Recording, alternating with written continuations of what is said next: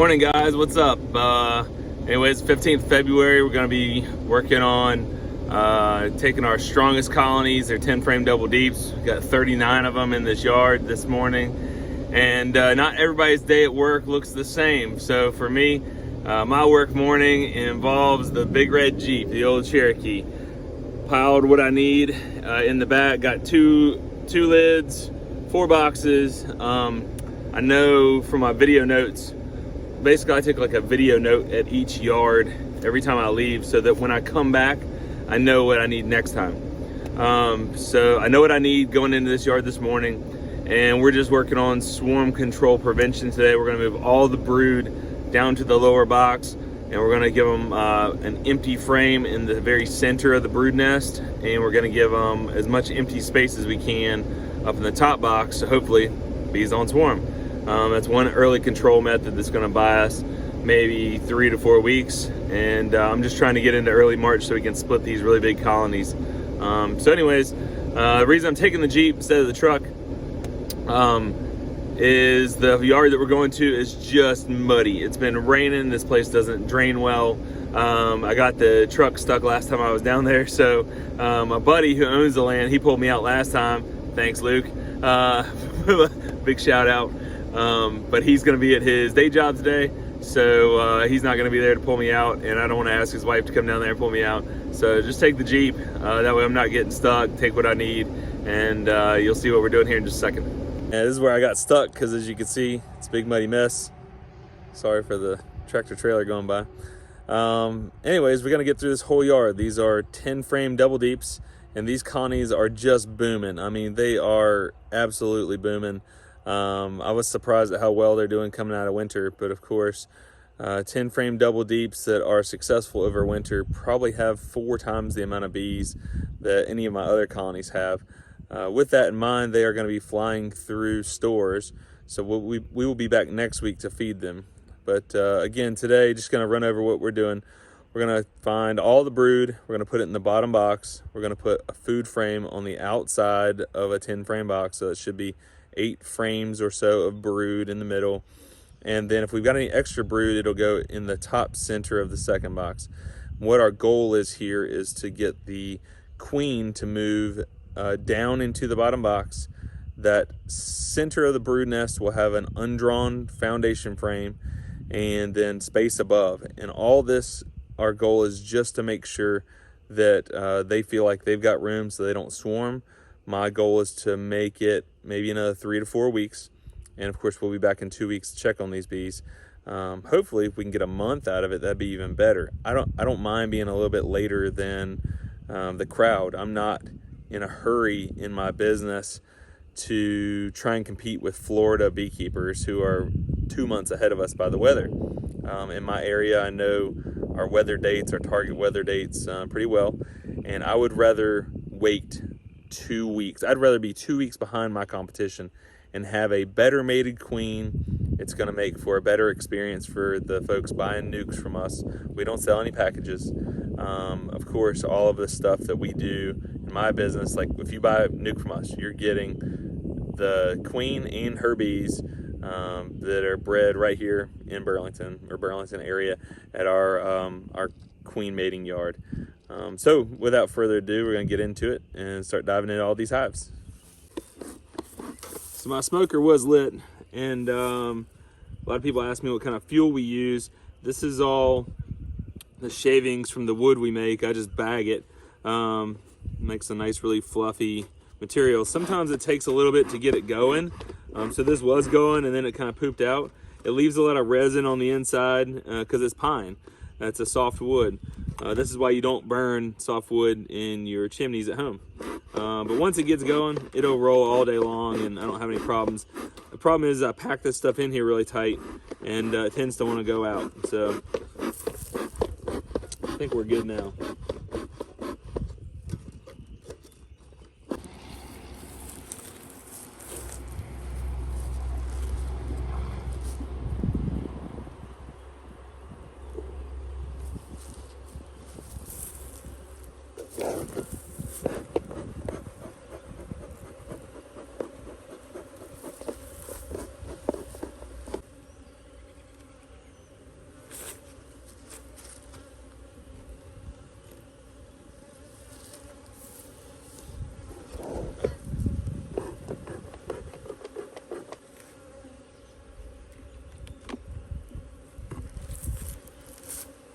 gonna check for queen cells.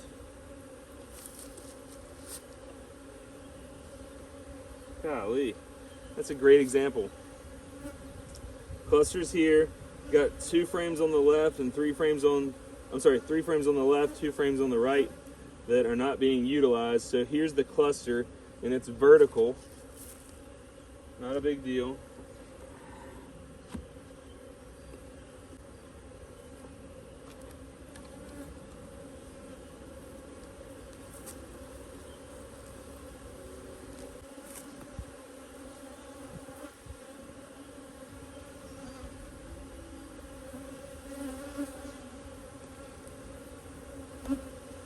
It's all syrup.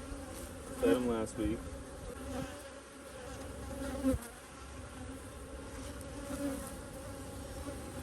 It's all pollen here and syrup. So that's going to be our new outside frame there. Let's see what these girls are doing here for brood. Nice pattern for brood.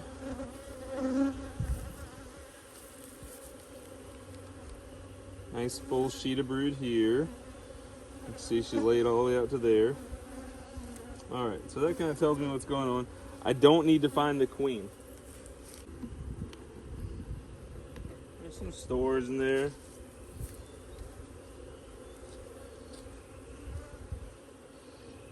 Full of nectar all throughout there. Or sugar syrup, I fed them, either one. This one here is heavy. Full of sugar and syrup.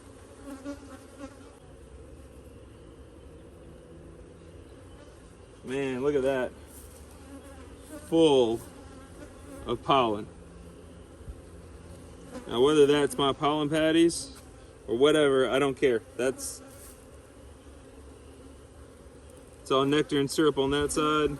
This is our new outside frame.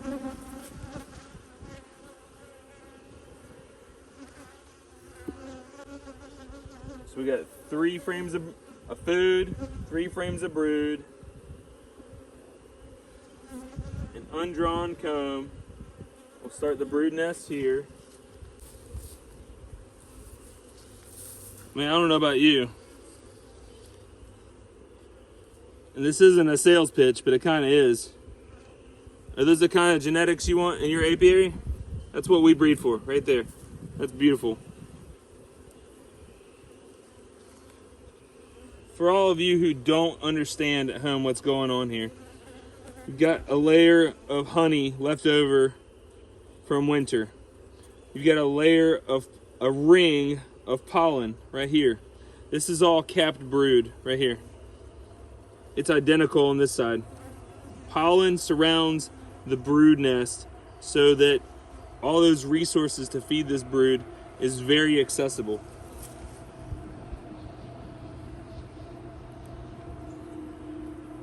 Brood here.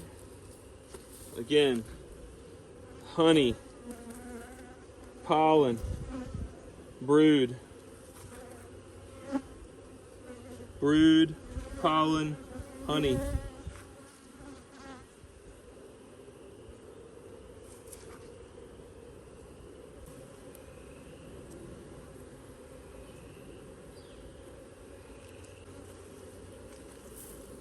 Again, honey, pollen, brood.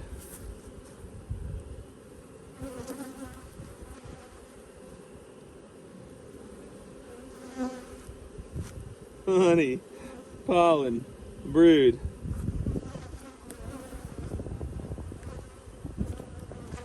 What a hive.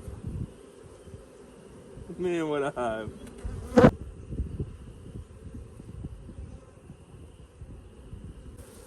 Now that's rebuilt. We've got a frame of food, we've got a blank, a frame of food, 7 frames of brood.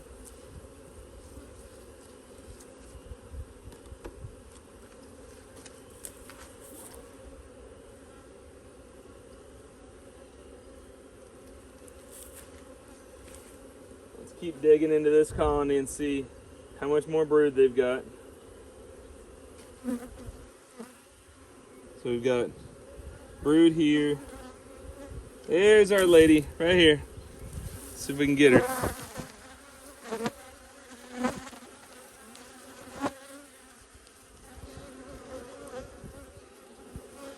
Make sure I can get her on camera here. She's right there. What a beauty. Man, what a beauty. Just laying like a boss.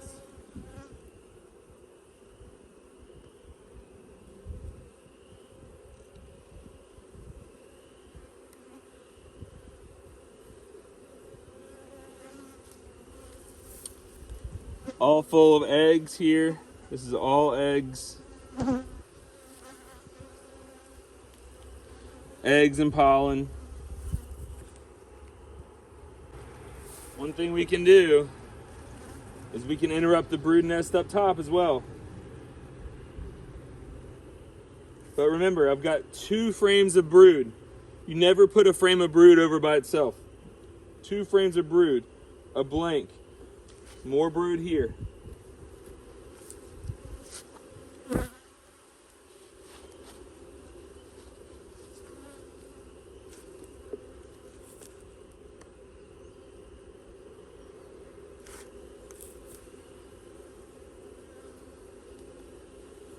More pollen here.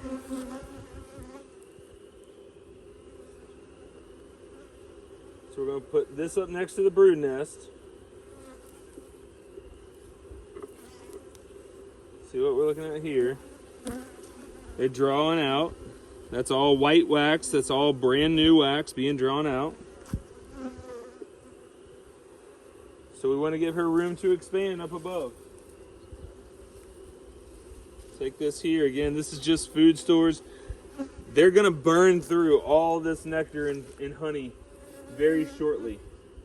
I mean, let's analyze. Within 10 days, all that brood hatches. The queen relays it. That's like 7, that's 9, 10. It's almost 10 frames of brood that has to be fed. I'll be back here in 10 days to make a split. Anyways, guys, I'm going to head on down the line. That's one hive. Rebuild them all like this. We got 39 to do this morning. And that's the day in the life of commercial beekeeping. So y'all, if you like today's video, please subscribe. You know what to do. Comment. It helps me grow this channel. I hope I've been some help to you. This is going to prevent swarming for, I don't know, 10, 14 days. If this swarms, that's a big swarm. If I'm able to make splits out of this in the next 2 weeks, that's great assets. We'll knock these bees way back, and hopefully we'll come out swinging for another great year. So thanks for watching. Y'all have a good day.